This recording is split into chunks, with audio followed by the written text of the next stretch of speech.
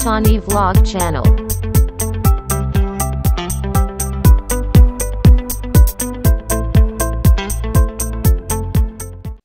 Pada malam hari ini, Bapak Ibu yang terkasih, kita akan mencoba untuk mendalami perjalanan hidup beriman. Jadi, saya pernah cerita juga, tidak tahu sekarang ini seperti menjadi sebuah tren gitu ya. Orang sebelum nikah itu sudah mikir-mikir harta terpisah. Jadi sebelum pernikahan itu sudah berpikir harta terpisah. Ini yang dibawa oleh perempuan, ini yang dibawa laki-laki. Lalu saya tanya, apa tujuannya? Kata situ, ngapain dipisah-pisah? Orang disebutkan di dalam kitab suci apa yang dipersatukan Allah. Dan sifat perkawinan itu unitas, menyatu. Dulu yang dua menjadi satu. Ekonomi engkau pun menjadi satu. Masalahmu pun menjadi masalah bersama. Lalu mereka dengan tenangnya berkata, kami mulai belajar untuk memisahkan. Jangan-jangan takut-takut nanti kalau ada sesuatu pada saat perkawinan, Romo. Gitu. Kan tidak ada yang menjamin toh kita langgeng sampai mati gitu. Lalu saya berkata, kamu kalau mau hidup perkawinan dimulai dengan sebuah ketakutan, kekhawatiran, mending jangan kawin. Lalu dia berkata, Romo menganjurkan saya untuk jadi pastor. Nggak perlu. Pastor kayak gini gendeng, kata saya itu. Nggak dibutuhkan. Pastor kok nggak punya iman, kata saya. Jadi sama orang Katolik pun mau hidup perkawinan, harus punya iman, kepercayaan. Bukan hanya melihat kemampuan, Jadi kalau orang hanya melihat kemampuan, selalu berkata, oh raiso aku. Wong saya juga waktu ditanya oleh Bapak, arep dadi opo le, engko yen wis gede. Romo Pak oh raiso kowe, raiso. Kenapa Pak bodoh kowe iki le. Jadi perhatikan pada saat manusia berkata tidak bisa melihat kemampuan, Allah punya rancangan yang indah. Dan ini pula yang selalu menjadi sebuah pergumulan saya. Sama di paroki pun gitu ya.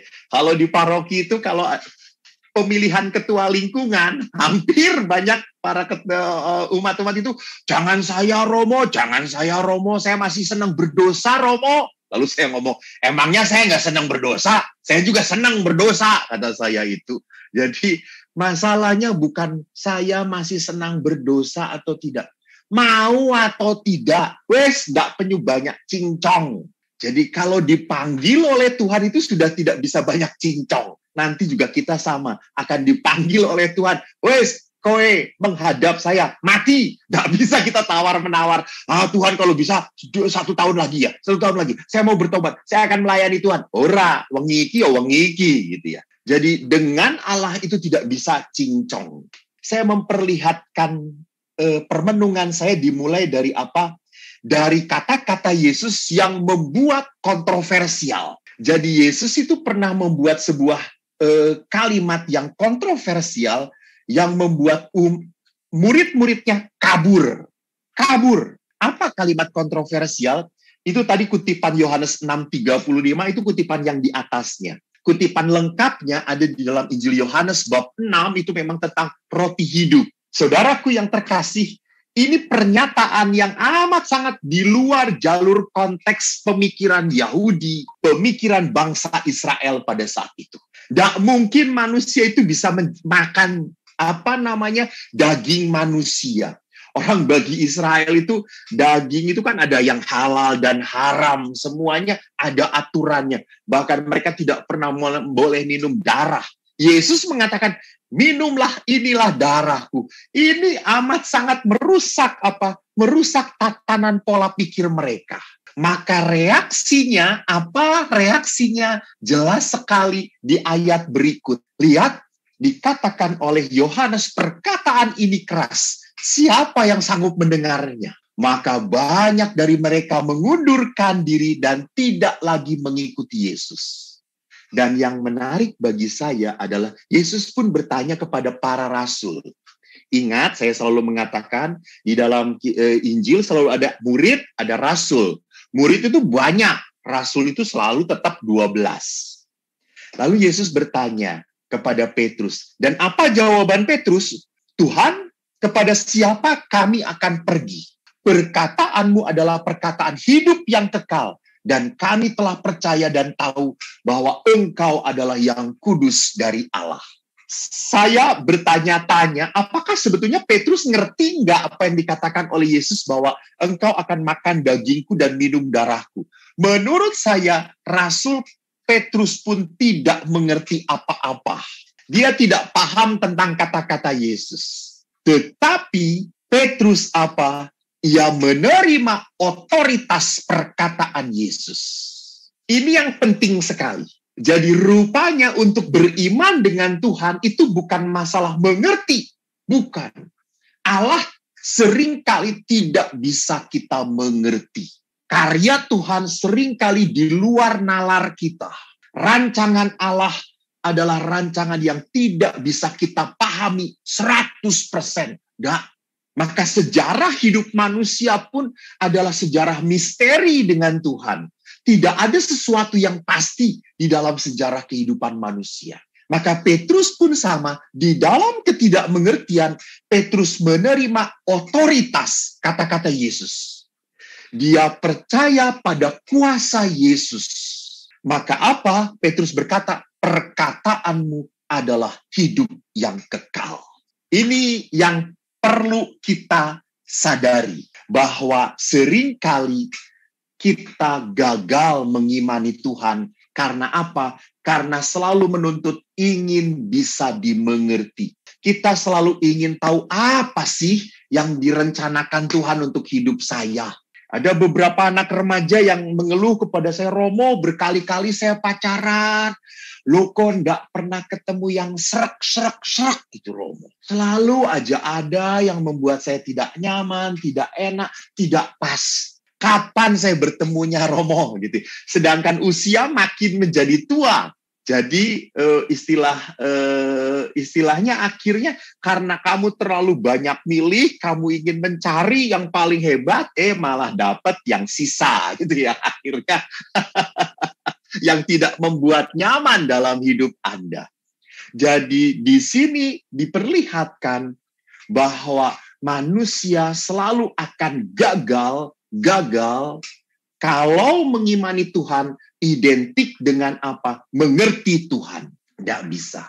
Kita harus belajar melihat Tuhan sebagai Allah yang penuh misteri. Tapi ingat, kemisterian Tuhan itu dibalut dengan kasih. Jadi jangan pernah berpikir bahwa kemisterian Tuhan itu dibalut dengan Allah yang sok kuasa. Allah sing sak penake dhewe. Ndak ada itu konsep kasih. Konsep kasih yang memunculkan kata Gusti sing sak penake dhewe. Ndak. Justru muncul konsep kasih itu Gusti mboten sare gitu ya. Itu kan konsep di mana Allah yang peduli.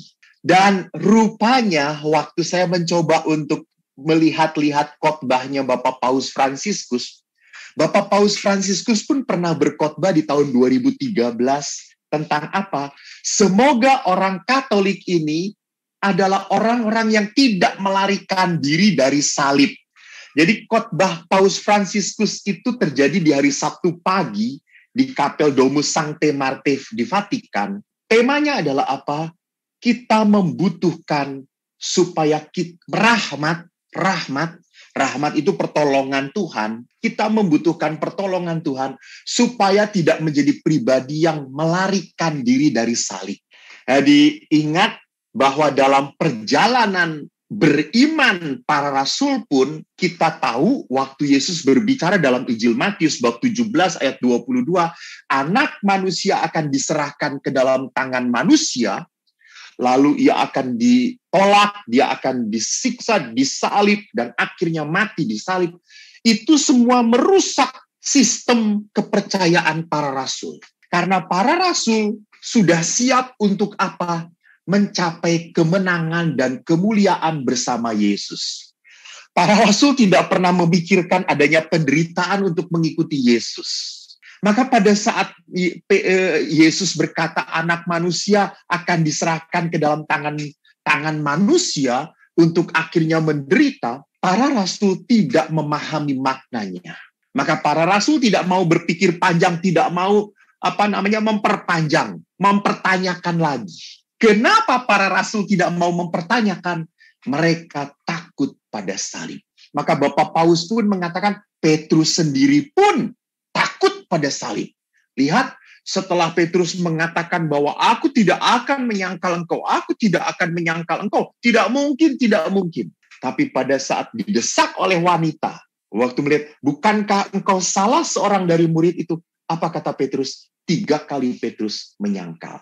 Petrus takut pada salib. Dan rupanya Bapak Ibu yang terkasih, inilah indahnya hidup beriman kita. Bahwa Yesus pun sebagai manusia ada sebuah kegentaran di dalam pribadi Yesus. Dikala di Taman Getsemani, Bapak Paulus pun melihat bahwa Yesus pun dengan gentar hampir jatuh dengan kata-kata, Bapa, ambillah cawan ini daripadaku. Namun ini perbedaannya dari kemanusiaan Kristus. Kristus berkata, namun terjadilah kehendakmu. Jadi sebagai manusia Yesus pun menghadapi ketakutan dan kegentaran. Maka Bapak Paulus memberikan saran kepada kita. Apa sarannya di dalam khotbah tersebut?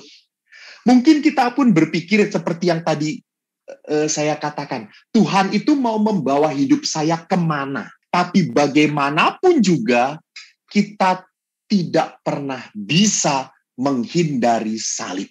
Jadi saya melihat salib adalah realitas yang tidak mungkin tidak ada di dalam hidup kita mengikuti Kristus. Salib, penderitaan yang membuat kita takut, yang membuat kita khawatir, selalu akan ada di dalam mengikuti jejak Kristus. Maka justru itulah Bapak Paulus mengatakan apa?